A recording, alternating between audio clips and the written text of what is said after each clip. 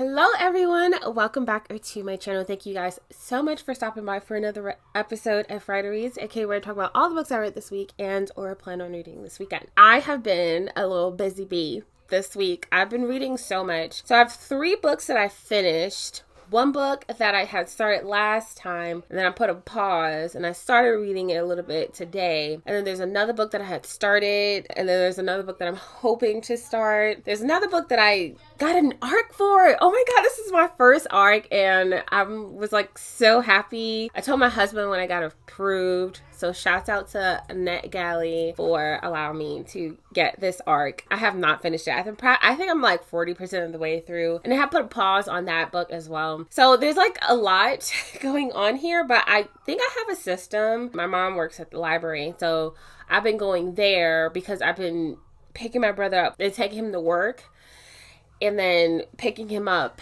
And so on the way home from dropping him off, I will stop at my mom's job, and I've just been interested to get some books.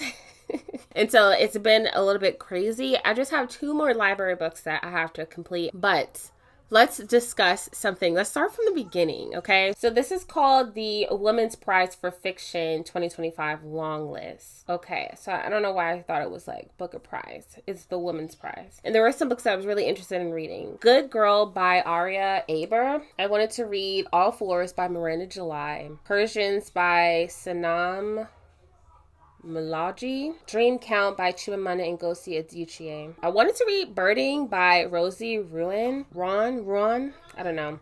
I wanted to read that, but like I couldn't get it on Amazon. And then the Safekeeping by Yael van der Wouden. Fundamentally by Nuseba Eunice. I was able to read Dream Count, and we discussed that before. This week I ended up reading The Safekeep as well as Persians, and we're going to go into that. I'm trying to get my hands on Good Girl. I did have it. I had purchased the book on Amazon, but then I had sent it back because at the time I was like, I can always read it later. But now I actually really want it. I'm really drawn to that book, and so I really, really want to get my hands on it. But I was looking to see if I can get it on Amazon first. Not Amazon, in the library first. So Good Girl, I want to read, and then Fundamentally, I want to have that, and All Fours, I want to have that as well. I waitlisted for borrowing the e-readers at my library, and it's going to take weeks. And so hopefully I get my hands on that. So this week I was able to read Safekeep by Yael van der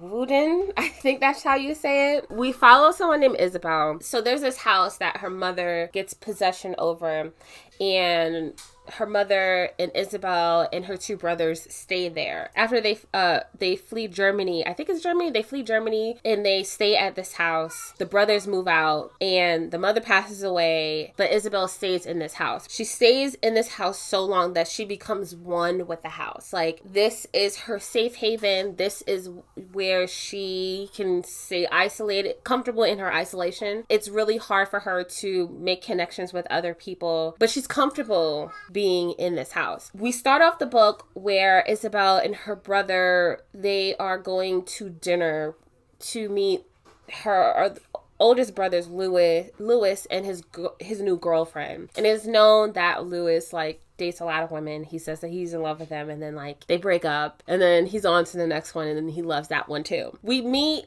Ava, who is Louis's new girlfriend, and immediately there's something happening between Isabel and her immediate perception of Ava. Ava, she is the complete opposite of Isabel, where Isabel is a recluse and she's to herself, but she's very brash with how she just kind of comes across with the things that she says. This how standoff she comes across, and just uninviting. Ava's the opposite. I guess that energy can come across as a bit of a caricature, like a clownish kind of caricature. And so Isabel meets her for the first time, and she becomes aware of Ava's presence in a different kind of way that Isabel doesn't understand at first.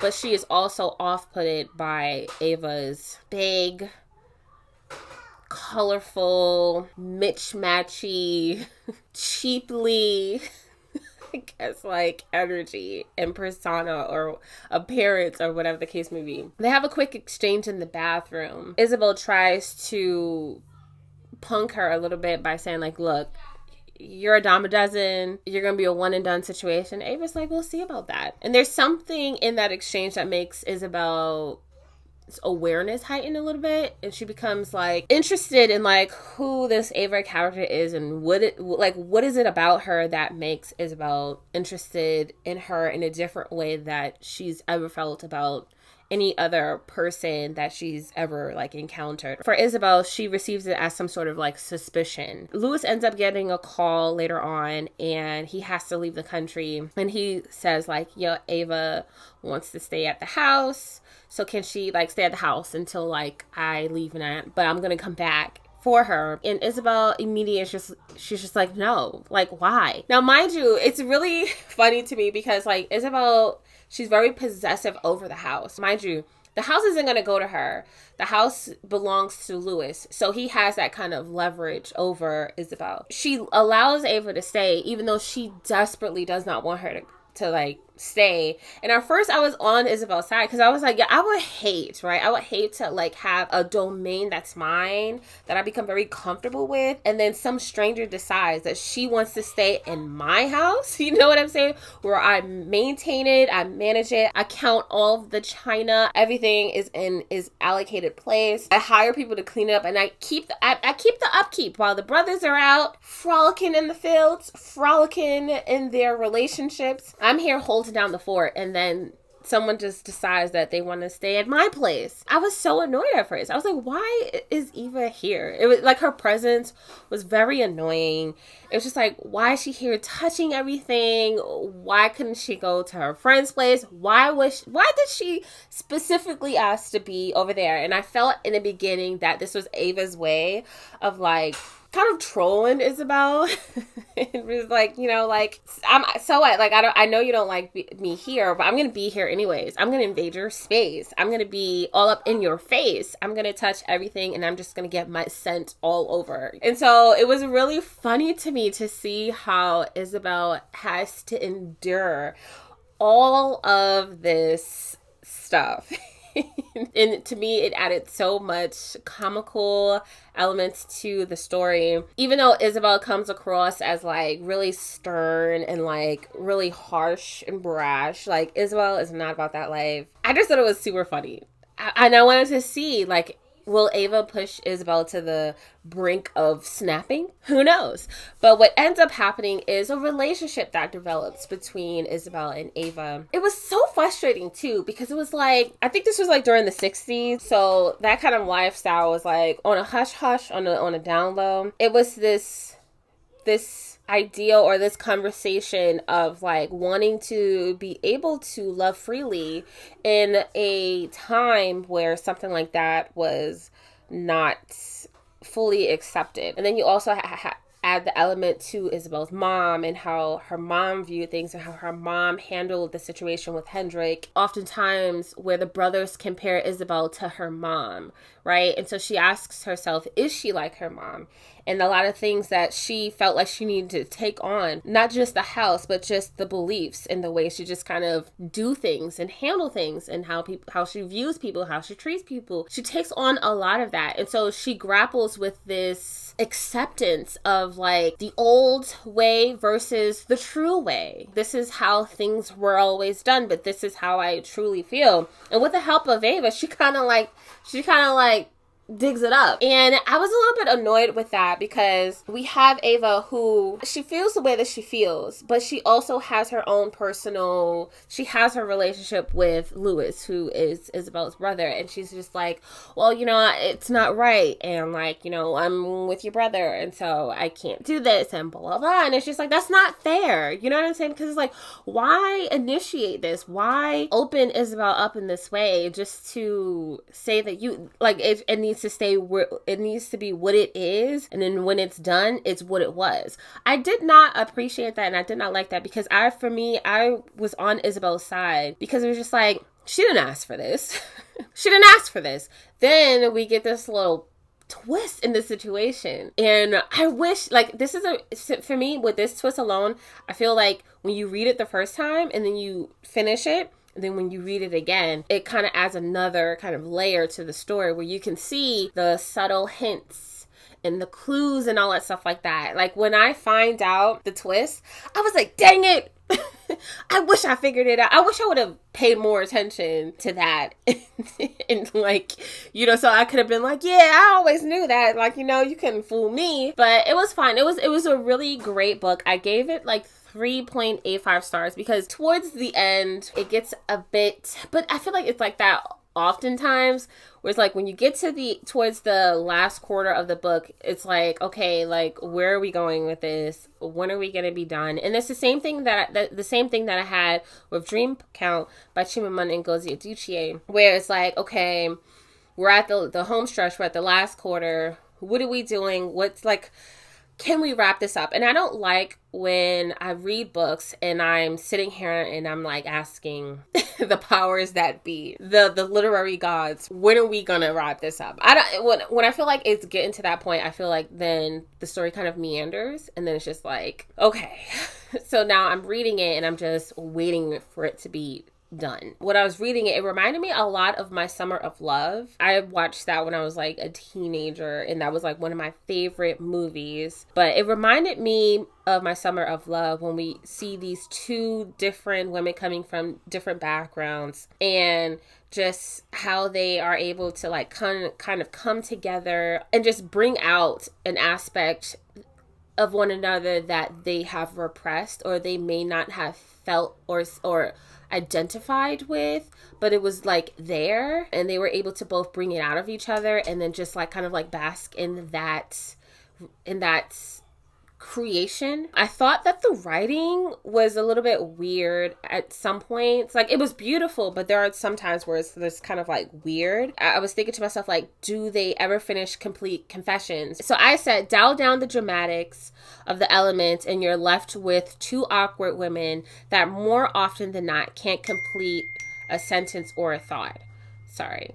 I said, people interrupt people. Narration interrupts people. Nature interrupts narration. Actions interrupt people and narration. And this makes this reading experience feels disjointed and disruptive. And then I was thinking to myself, well, maybe that's the goal. So it's like things left unsaid. Maybe that adds an element, or that's another character within the book. It felt very dismissive, and it made the characters feel often like they were guarded.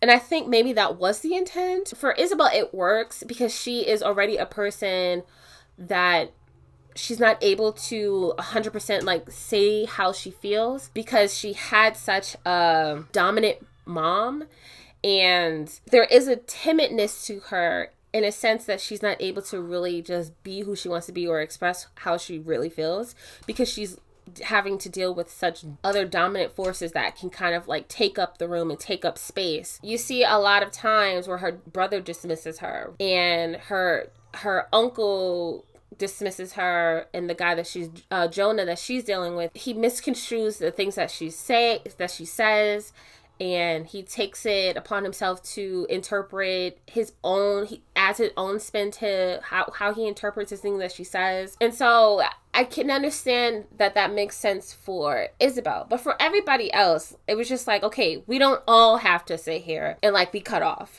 So to me, I didn't like that aspect of it because it was just like, what are we talking about? And then like oftentimes like they repeat themselves, and it was just like, okay, what are we doing? Right? What are we doing? I think the only time we get like actual complete thoughts is when we are reading from Ava's diary. But even then, it's just kind of like all over the place. And sometimes like the entries aren't completed. And so it was just like, I don't know.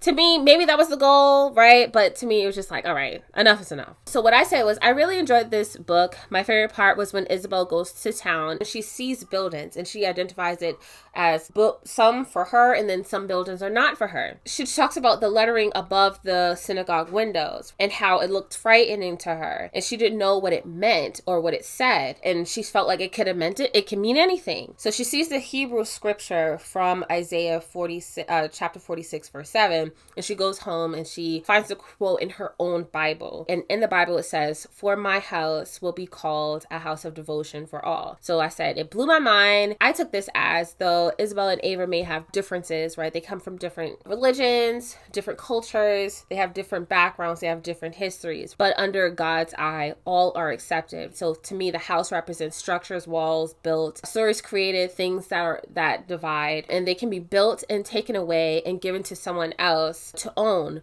But the world is an open door for all. But it was up for Isabel to come to this realization. Obviously, like, they separate and Isabel has to do the work. Sorry, it's not enough. It's gotten to the point where it's gone too far and Isabel wants to make amends. I loved the fact that Isabel had to actively do the work. And I feel like for me, this was the only time where Isabel actively took it upon herself to do something and take her life into her own hands and get the answers that she desired. I really appreciated that, and I felt like there was some growth there because Isabel, once again, like I said before, Isabel is the type of character who is very comfortable in mediocrity, right? In her mundaneness, in her bubble where it's like she doesn't really have to do much, but accept the life that she was given without having to do much. Oh my God. Hello. All right, sorry about that. Okay. It introduced her to a new life and a new outlook on life, and I really enjoyed it. I don't know what we were talking about, but I think that I was talking about my favorite part, and the reason why I loved that was because we see two worlds. I really enjoyed the story. I thought it was great, and I really loved that part. It really just kind of opened her worldview from it being so narrow-minded. I said, but it was up to Isabel to come to this realization. And also it was only through Isabel's love for Ava that she was then able to empathize with her enough to understand Ava's story and actions. Simply relaying is just not enough. There had been times where Isabel could have gotten a glimpse of Ava, but the way Isabel was structured, she was only going to see her how she wanted to perceive Ava. The only way was by love. And I think that extends to us in general, right? Oftentimes we are guarded and we kind of see the way that we see things the way that we want to see things. And oftentimes it is through love that we are able to break down the barriers, break down these limiting beliefs, break down the walls that we built up in order to maintain our comfortability, in order to extend ourselves to other people and connect with other people. And I love also too that Isabel made sure she kept the house. I thought that was great. After that, I then picked up The Persians by Sanam Mayloudji. So we have these characters. We follow this lineage, this matriarchy lineage, and we start off with Isabel, who is the mom, and then we deal with her children and her children's children. But we follow one of her daughters, Sharon, and she is being charged with prostitution. During this whole time, we are then discussing culture, history, and lineage. Because their great-grandfather, they call him the Great Warrior. His name is Babak Ali Khan Velat. He was once well-loved and famous for fighting wars during the Constitutional Revolution. His reign to power ends in a very tragic death by his own doing. He poisons himself. And this kind of history, this narrative kind of lingers within this family. And so it's this idea of wanting to uphold the greatness of their history, of their ancestor, and what their ancestor brought to Iran, and what he was able to do, and wanting to maintain that status, that social class. And then on the other side is is viewing it as a curse and wanting to stray away from that curse. To me, it was okay in the beginning. I really enjoyed it. Around 70% of the way, I was just like, okay, I really want this to end. It got to a point where I really didn't care whether like Sharon was going to get prosecuted or not. I was just like, yo, when is this going to be over? And we see how, where I come from, we call it generational curses or generational trauma. And how that can be passed on from mom to child. Then they become the parent, and then they pass that trauma on to their children. And this need to want to end it, end the generational curse.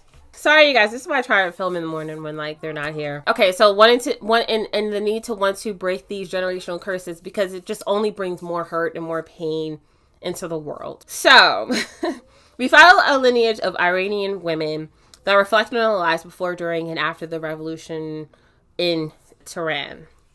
This need to uphold the family name is the driving force to comply with their culture and what's expected of them without questioning and despite their own personal desires to pursue their own lives, forcing their mother Elizabeth to create a secret on top of the life she's forced to have. So in the beginning, we see how Elizabeth, she's teased when she's a kid.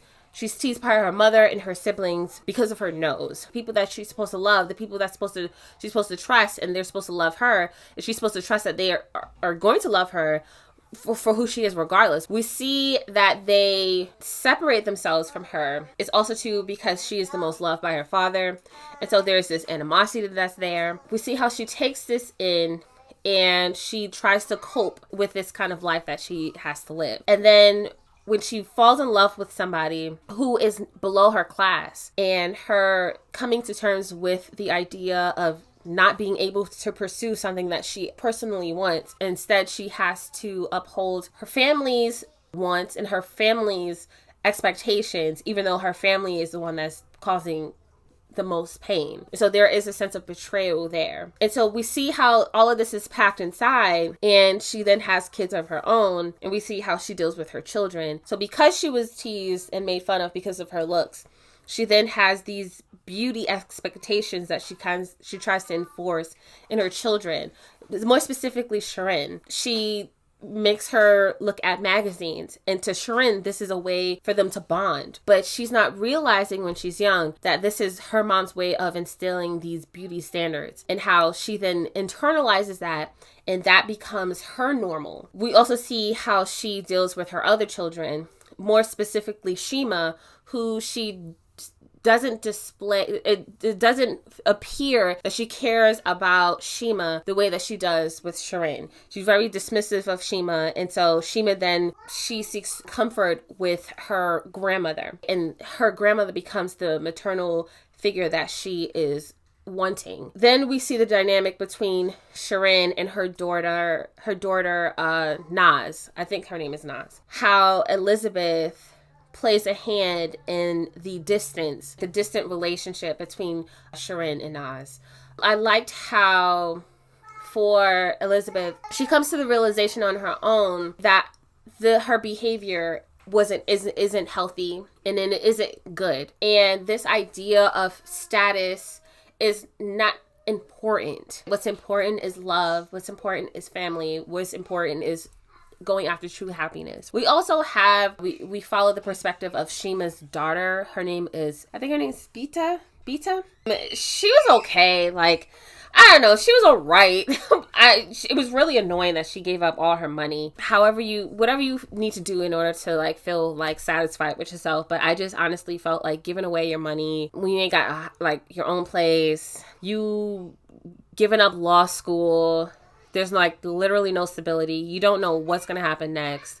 I just think that like, it was just like, okay, I guess that's smart. I guess I didn't like it. I thought it was super annoying, but I can see I can see the message. I can see what we're trying to do here. I mean, she does give a good portion of her money to Naz, where everyone moves to, they move to America. Naz stays in Iran. And so during the revolution, she goes through the brunt of these constrictions, strict rules, and she gets punished, and she tries to fight back, and then a lot of it backfires, and she gets into like trouble, and she's just trying to figure it all out while still feeling like her mom doesn't love her. Her mom left her and abandoned her to deal with all of the hardships on her own. But despite all of that, she still tries to stand up for justice. Beta does give her a good portion of the money to help fund whatever activism she's trying to create. But I was just like, that really isn't smart. Like, at least get you a place, like at least get you some form of like stability before you just decide to like give it all up. If anything, you're just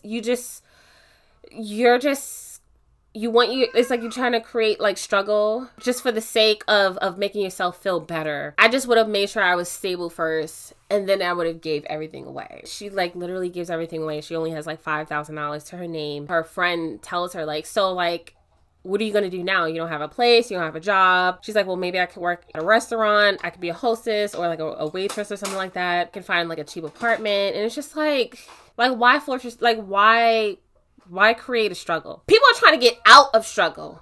And you decided you pursued struggle. And that's the part that I just couldn't get jiggy with. Because I was just like, what's the point? What's the point? She does a nice thing. She gives the money, like she also gives money to donations and all that stuff like that. So she's like, okay, sure. I think the overall takeaway was to be in charge of one's own life. And not only when things are up and glorious, but when things get bad. So we see this whole thing where a lot of people within that lineage or within their history, they decide to take their own life because of the shame, right? They don't want to face the ridicule. They don't want to face the shame. And so instead of like hiding or like poisoning oneself or seeking an easy way out, they decide to fight the good fight with their heads held high, remaining true to themselves and just taking it on the chin and just continuing to push and move forward. And I think that's the overall takeaway. And I think that's where they break that curse. Maybe you could say the curse started with the great warrior. He decides to poison himself. And this curse just kind of like lingered. They end the curse by Elizabeth saying like, okay, like I don't care about the stigma or status or expectations. I'm going to like decide for myself and I'm going to live out loud and proud with my decisions moving forward. And I'm not going to allow shame to keep me confined in a box. And Shirin takes the stand. She literally takes a stand and she's just like, I'm not going to lie. I'm just going to live in my truth. I'm going to tell the judge and whatever happens, happen. I'm going to take it on the chin. I'm just going to continue to move forward. Yeah, it was okay. It was all right. It was cool. So the next book that I ended up finishing was, I gotta scroll all the way down. I ended up finishing Excuse Me While I Ugly Cry by Joya Goffney. I read this on my new Kindle. I got a Kindle this week and I'm super excited. So this is the Kindle Paperwhite Signature Edition, the raspberry color. Okay. So this is the book right here. But yeah, my husband got this for me and I'm really grateful to him. So shouts out to my husband. He's that guy. I read this book and I felt like I flew through these pages. So we follow this young lady named Quinn. I think she's like 18 years old. She's about to graduate high school. And she depends on writing lists in her journey about thoughts she wouldn't dare say out loud but needs to express. Her journal gets mistakenly taken by one of her classmates named Carter, and before she can meet with him to get it back, they realize that it's stolen, and the person in possession of the journal blackmails her into completing the task on her list of things she'd like to do before she graduates, or else they'll expose her secret thoughts and feelings about herself, her peers, and her desires to the whole school. So this forces Quinn to step outside of the comfort of her own thoughts and engage with the things she only wishes she could do but are too afraid to do it. Okay, so this book was really cute. It was the definition of a YA book. So YA stands for young adult. But nevertheless, I still loved the book. Like, I still loved the story. I gave it like 3.5 stars. It was kind of confusing to me because there were times where her behavior just kind of made me feel like she was younger than 18. It felt like oftentimes she needed her hand held like a good portion of the book. As she checks off the things in her list, I just wish that there were some times where she just did them herself so that we can see maturity and growth.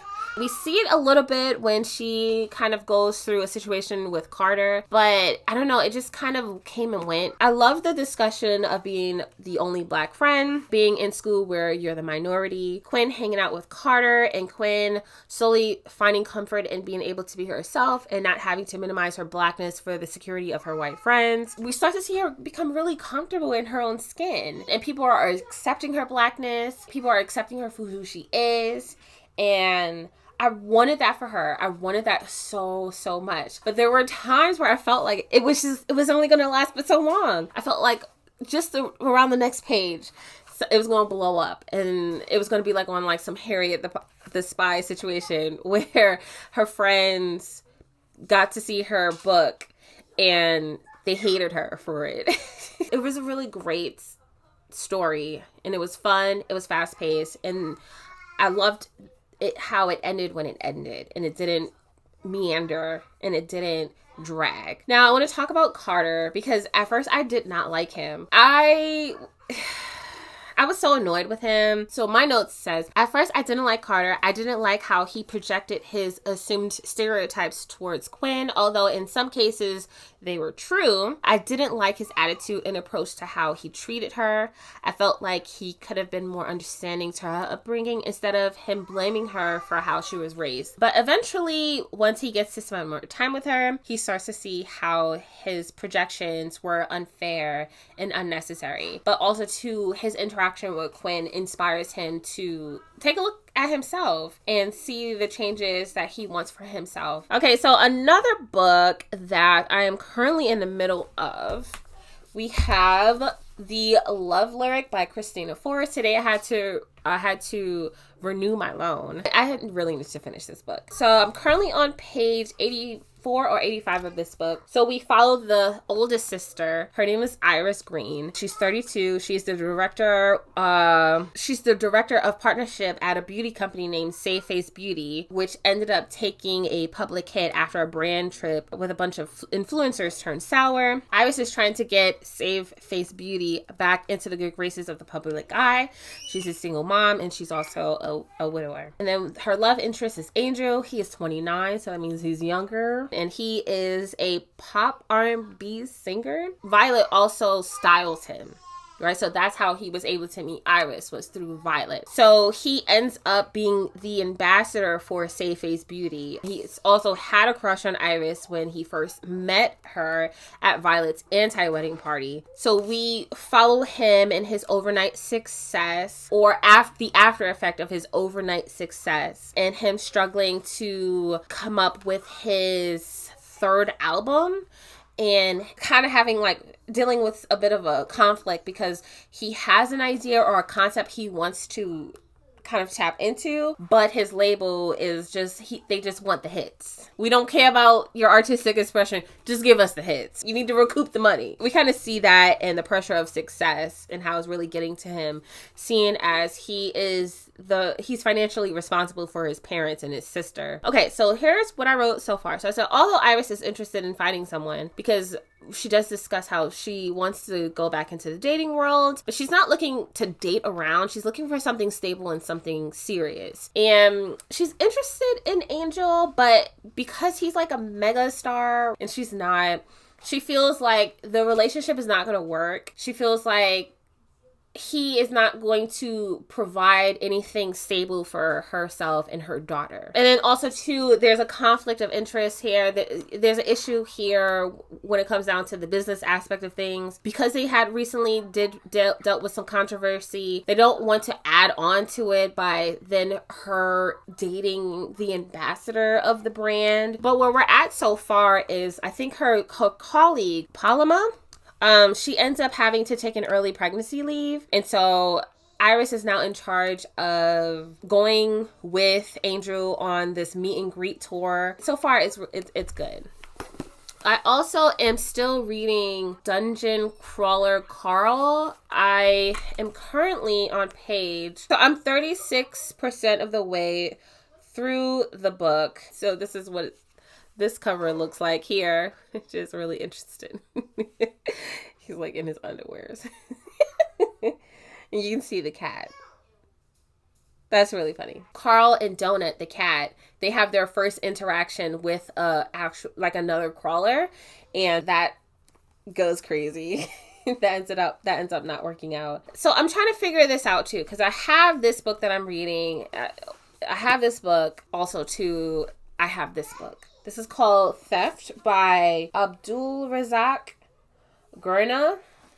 This is what that looks like. And I wanted to read this because it just looked really interesting to me when I seen it on Apple Books. Then I see that it was the winner of a Pulitzer Prize. So I was like, well, I want to read this. So I ended up having to renew this as well. So I think the game plan is going to be, I'm going to read this. I'm going to finish this, and then I'm going to then try to finish this. And then I have an arc, and this arc is called This Could Be Forever by Ebony Liddell. I started reading this. I'm like 40% of the way with this book. We follow 2 characters. I think her name is Deja, and the other guy's name is Raj. I don't know how I feel about it. Like, to me, I feel like sometimes authors can... They kind of represent God in the sense of, like, when they're writing and the stories that they're telling, you want it to be as objective as possible. And sometimes you can tell when the author's politics or the author's personal opinions and beliefs, it bleeds into their stories. You can see that a little bit in Chimamanda Ngozi Adichie's book, Dream Count, when she is writing from Kadiatu's perspective. To me, it didn't make sense that some of the things that she was saying, as far as, like, the white man and all that stuff like that, it's just like, you wouldn't expect that coming from Kadiatu, the person, because it's like she has such a sheltered upbringing and lifestyle that had nothing to do with America and America's politics and the man. So it's like it didn't make any sense when she kind of had this dialogue or viewpoint or understanding of the white man and his shenanigans. You know what I'm saying? Because she was so far removed from these things. Yeah. Chocolate chip. Nom, nom, nom, nom. Thank you. So good. Thank you. Bye-bye. Bye. Bye. So yeah, but it feels like she's telling a story through Deja, and it's not necessarily Deja's story. And I would just like Deja to shine through. I would like Deja's story to shine through. And I feel like I'm not really getting that right now. Like I said, I'm only 40% of the way of the book, so maybe things will change. But anyways, I'm going to end this here. I think I'm going to spend some time reading before I have to get up and go and pick up my brother. Thank you guys so much for tuning in to another episode of Friday Reads. Hope you guys have a great day, afternoon, evening, night, morning, whatever, wherever you're watching in the world. Until next time, peace.